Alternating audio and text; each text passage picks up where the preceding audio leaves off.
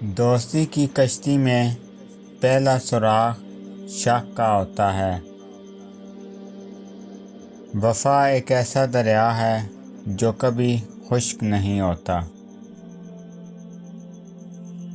دشمن ہمیشہ دماغ کے منتخب کرو اور دوست ہمیشہ کردار کے۔ دوست وہ ہے جو تمہیں اس وقت پسند کرے جب تم کچھ بھی نہ ہو۔ اگر ہماری جان یاد خدا میں بیدار نہیں تو یہ بیداری ہمارے لیے قید خانہ ہے۔ زندگی کے لمحات کو غنیمت جانو، بہت جلد یہ تم سے چھن جائیں گے۔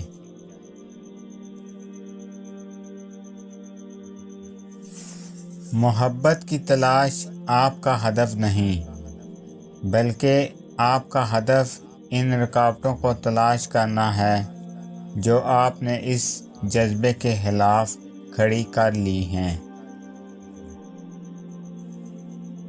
جب پیاس کے وقت آپ پیاس بجھانے کے لیے پیالے پر جھکتے ہیں تو اس میں اللہ نظر آتا ہے، لیکن جنہیں اللہ سے محبت نہیں انہیں صرف اپنا ہی چہرہ نظر آتا ہے۔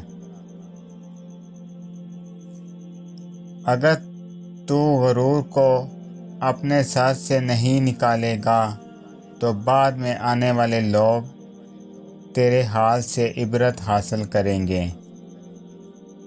صرف رسمی تعلیم کا مقصد روحوں کو تباہ کرنا ہے۔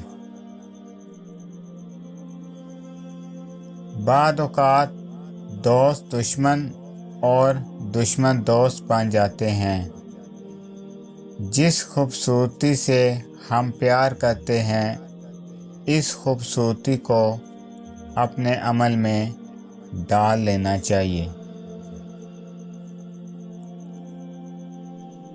صرف دل سے ہی تم آسمان کو چھو سکتے ہو۔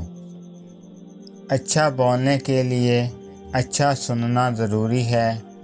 ایک انسان کو پہلے سننا چاہیے اور اسی سے بولنے کا فن سیکھنا چاہیے۔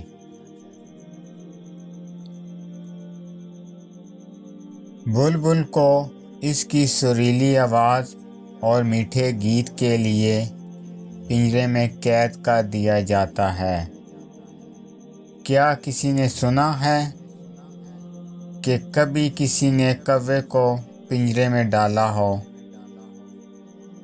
بھوکا شیر زیادہ خطرناک ہوتا ہے۔ اگر تیرے پاس ڈال نہیں تو تلوار کے سامنے مت آ، کیونکہ تلوار اگر تیز ہو تو یہ کاٹنے سے نہیں روکے گی۔ سورج کی تعریف دراصل اپنی آنکھوں کی تعریف ہے۔ خاموشی اللہ کی زبان ہے اور اس کے علاوہ سب کچھ ایک کمزور ترجمے کی حیثیت رکھتا ہے۔